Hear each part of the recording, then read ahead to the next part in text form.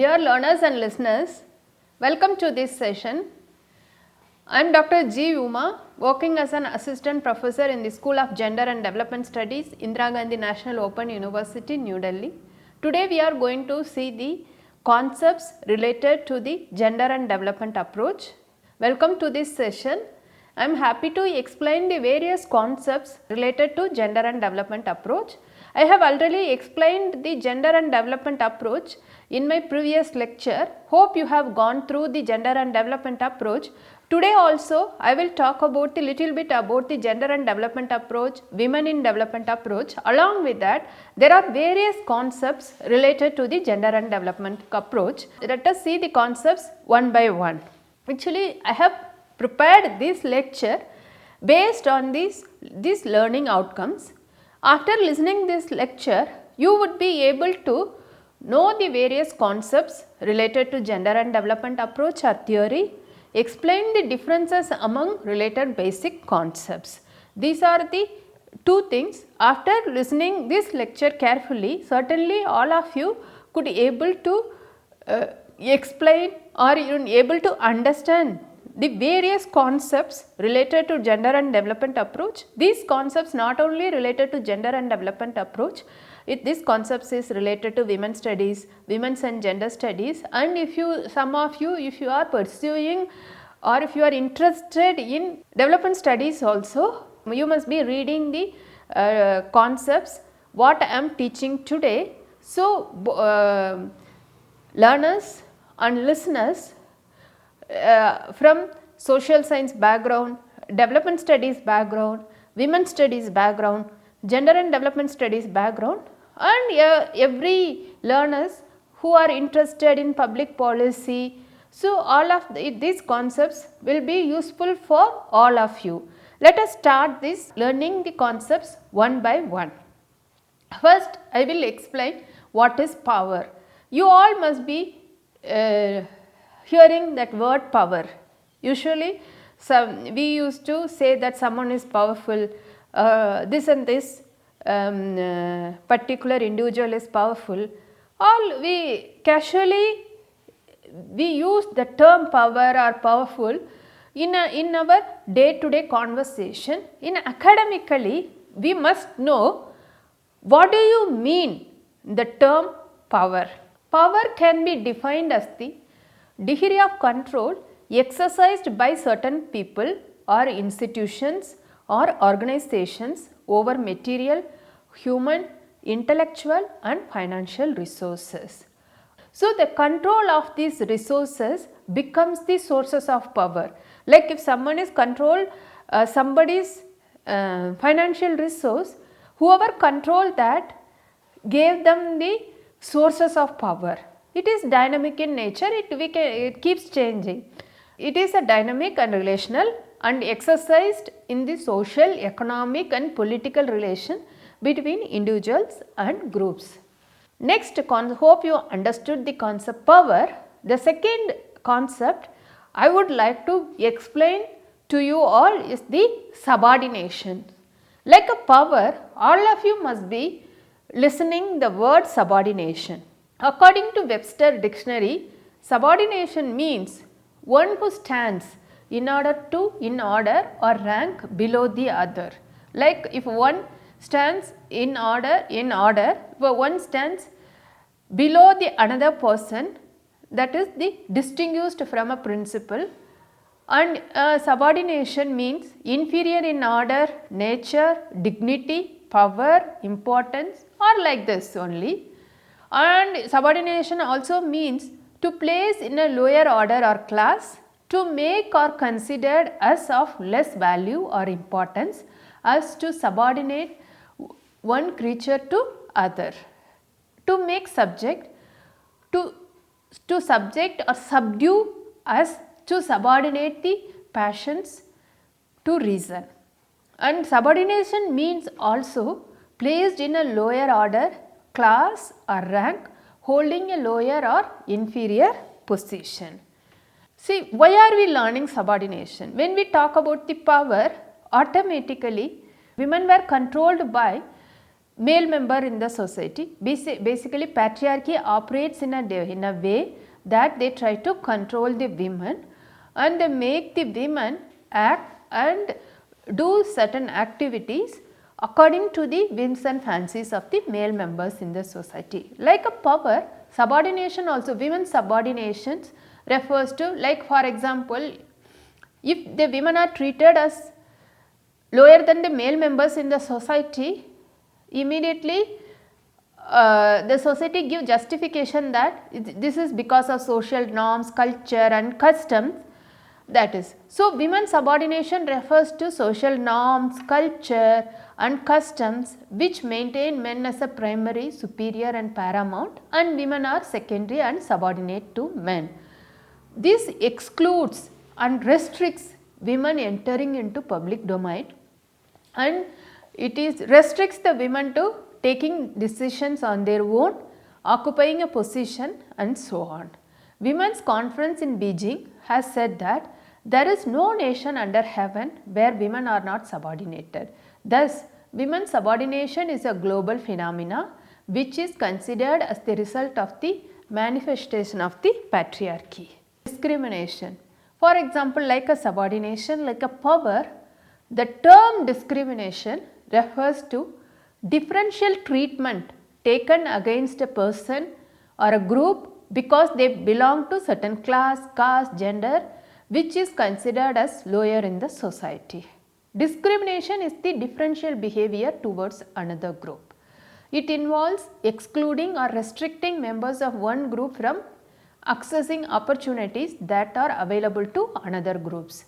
Discriminatory behavior takes many forms and involves in social, political and economic exclusion. These disadvantages lead to different kinds of discrimination and injustice. Next one is the important concept we need to know about when we talk about the gender issues or women's issues is the entitlement. Entitlement means the appropriate rights and claims. It is the right guaranteed by the law or statute and provides certain benefits to the deprived and underprivileged group.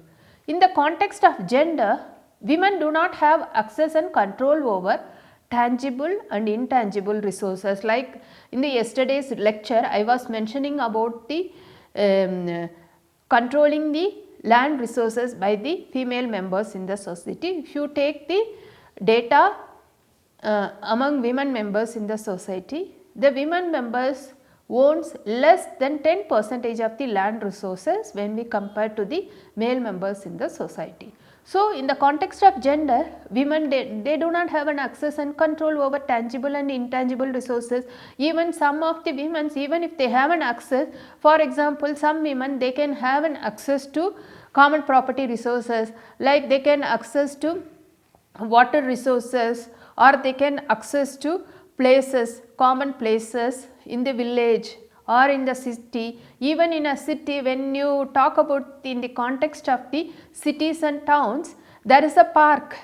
Like women can have an access to the park, but even if they regularly use the park for going for a walk, for relaxing, or sitting in a park and doing certain kinds of work, but they cannot control over that park. Control in the sense, if you look at the data on violence against gender based violence, women, the percentage of the women facing the violence in the country is increasing day by day. So, even if they have an access to common places, but it is very difficult to control over those resources. So, in the context of gender, women they do not have an access and control over both tangible and intangible resources, and their equal rights with the men are deprived because of patriarchal norms. Patriarchal norms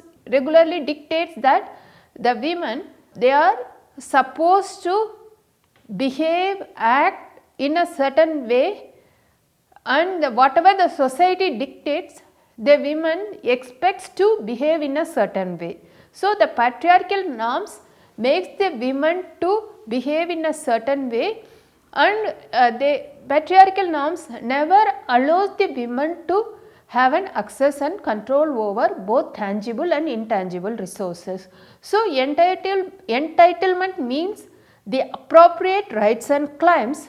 It is the right guaranteed by the law, statute and provides certain benefits to the deprived and underprivileged group.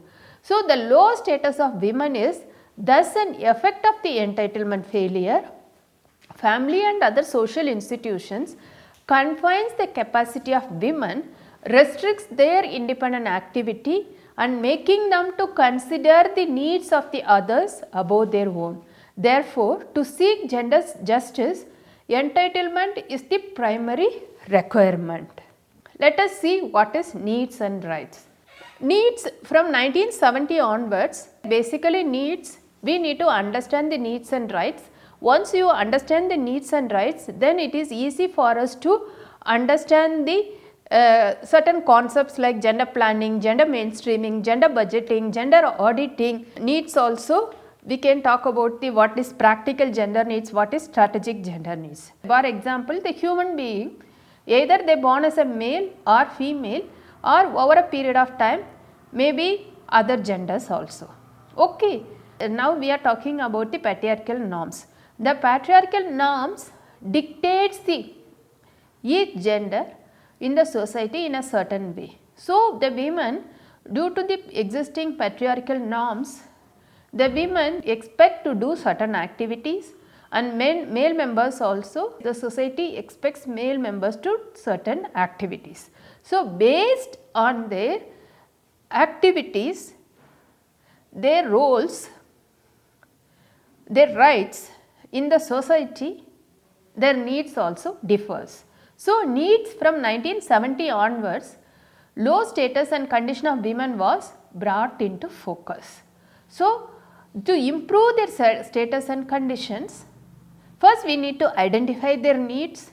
Based on their needs, we need to integrate their needs in the planning process. Once we address their needs through the planning process, it may improve their status and position. So, here identifying the needs are very important. Needs may differ between male, female and other genders due to the role, due to the society's expectations to perform certain roles. Through the gender planning, we have to identify the needs of the every genders in the society. So, gender planning concerns the fact that women and men not only play different roles in the society, but also their strategic and practical needs are different, because they know they play a different role. When they play a different role, automatically their needs are differs. Needs of the female members in the society, the Caroline Moser and the Maxine Molinox, they have divided the needs into two types, strategic and practical needs. I will explain both strategic and practical needs later. When identifying interest, it is useful to differentiate between women's interest, that is the strategic gender interest, and practical gender interest, following the threefold conceptualization made by the Maxine Molinox. So, now let us see what is practical and strategic gender needs. After identifying the needs of the female members in the society, Caroline Moser and Maxine Molinox, they have divided the needs of the women further into practical and strategic gender needs. You must be wondering, okay, we have identified the needs, we can incorporate those needs into planning process carried out by the government and other agencies. So, women's needs can be addressed through the planning process. Once the women's needs are addressed and fulfilled by the agencies like government, automatically it will improve the women's status. That is the process. But you must be wondering, why do we need to further divide the needs into practical and strategic gender needs? They have identified, they have divided the needs into practical and strategic gender needs because these can be translated into planning needs and their concerns may be stratified. For example, practical gender needs, it is talking about only day to day survival, getting drinking water, fuel, fodder and constructing the toilets near for each household. These are the very practical day to day needs, survival needs. Like if you look at the movies done during 1980s and 90s, the women from certain areas in the country, they used to walk for 10-15 kilometers just to fetch the water. After realizing the hardships of the women to get the drinking water, the government started implementing the various policies and programs to provide the drinking water in each and every hamlet, and through panchayats they are trying to provide the drinking water. Even individual households also, they can now with the help of the gram panchayat or municipalities, they can get a connection for drinking water inside their home itself. Otherwise, municipalities and panchayats, they are providing the drinking water for each and every hamlet. So, practical needs basically talks about the day to day survival, fuel. Due to the patriarchal norms, the society expects the women to ensure the food security of the entire family members in the society. When the society expects the women to do cooking and other activities related to the productive productive activities, like not only bearing the children, rearing the children and taking care of the elders and cooking for the entire family members. So, if the society expect the women to perform all the productive activities, it is the responsibility of the society to provide or to ensure the women's needs. But due to the patriarchal norm, society expects the women to do all these kinds of activities without addressing the needs of the women. So, the women, they used to walk so many kilometers to collect the fuel and the fodder for the milch animals, and they walk so many kilometers to fetch the drinking water. So, basically the practical gender needs are the needs for the day to day survival. According to the experts of gender and development, not only that, Marxist feminist and socialist feminist, first we need to address the practical gender needs.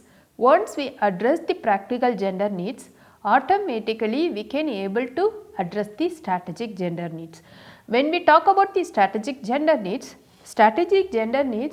basically it identify the women's subordinate position in relation to men in the society. After identifying the women's subordinate position, they try to alter the existing gender relations to make the both the genders and all the genders equal in the society. So, strategic gender needs basically it is about the division of labor, power and control, and may include issues like legal rights, domestic violence, equal wages, women's control over their bodies and access and control over the resources. So, when you talk about the strategic gender needs, it will alter the existing gender relations.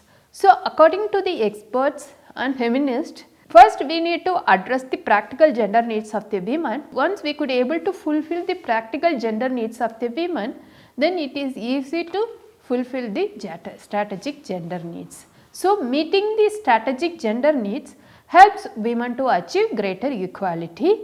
It also changes the existing roles and therefore challenges women's subordinate position in the society.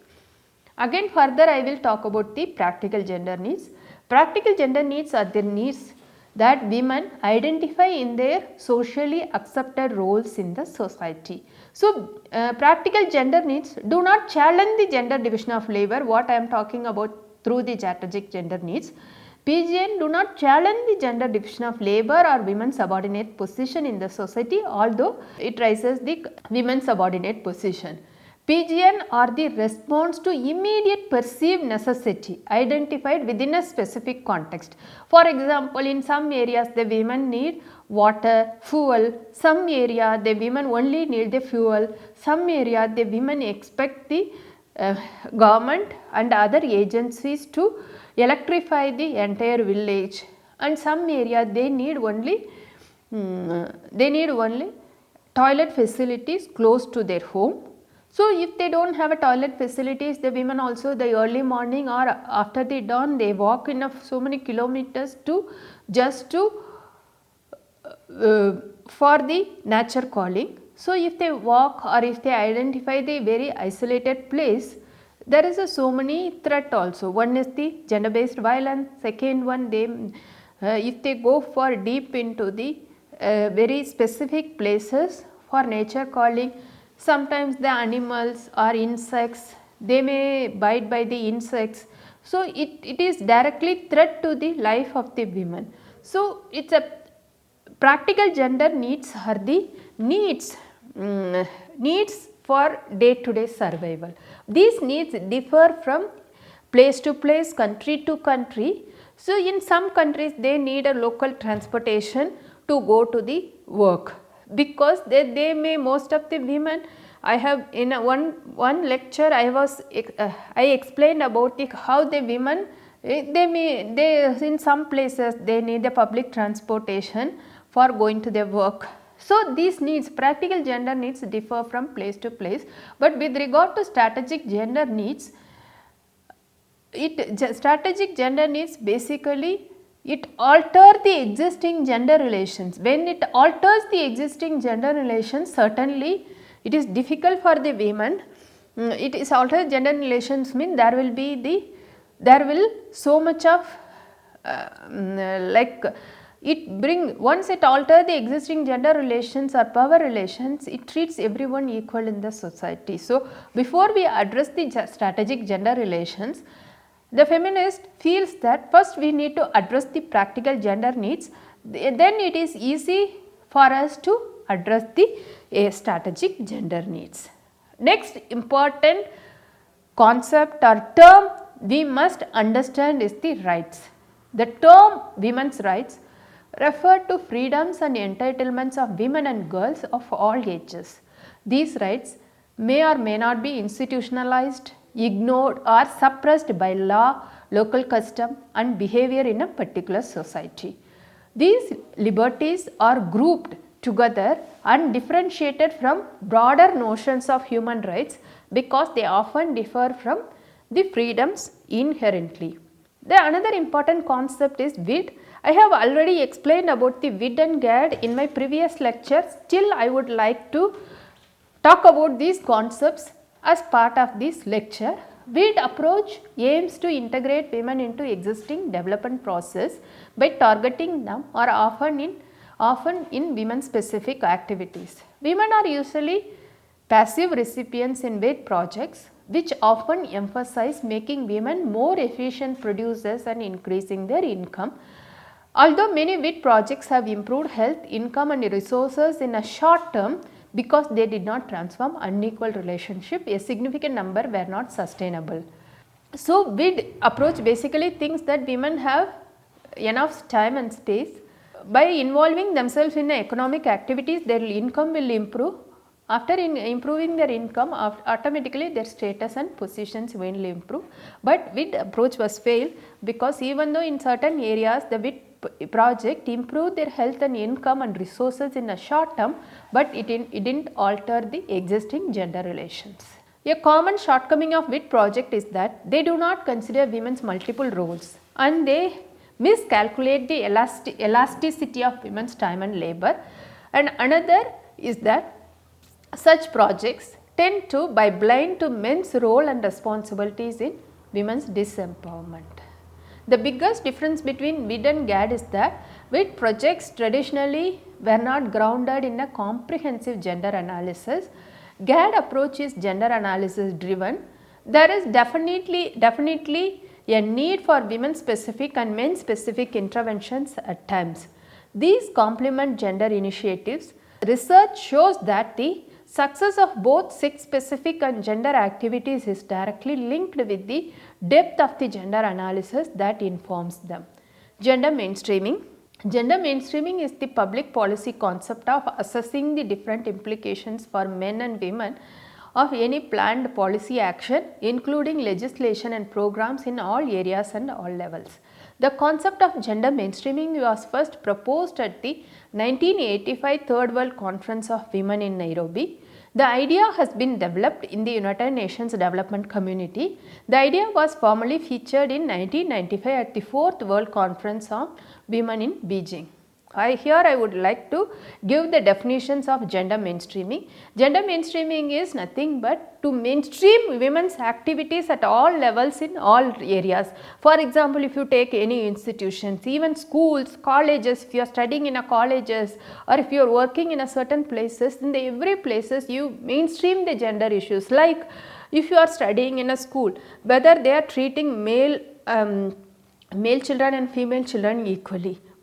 Do they have facilities for both male and female children separately? So, you have to mainstream gender issues in every level and every organizations, and if you take any issues, it should be seen from the gender perspective. So, according to UN Economic and Social Council's definition, quote, mainstreaming a gender perspective is the process of assessing the implications of women and men of any planned action, including legislation, policies or programs in all areas and at all levels. It is a strategy for making women's as well as men's concerns and experiences an integral dimension of the design, implementation, monitoring and evaluation of policies and programs in all political, economic and social spheres, so that women and men benefit equally and inequality is not perpetuated. The ultimate goal is to achieve gender equality, unquote. Literacy Gender Parity Index. Literacy Gender Parity Index is the ratio of the female to male adult literacy rates, which measures progress towards gender equity in literacy and the level of learning opportunities available for women in relation to those available to men. It serves also as a significant indicator of the empowerment of women in this society. Thank you so much for listening patiently. We will meet again with some other topic in some other sessions. Thank you so much.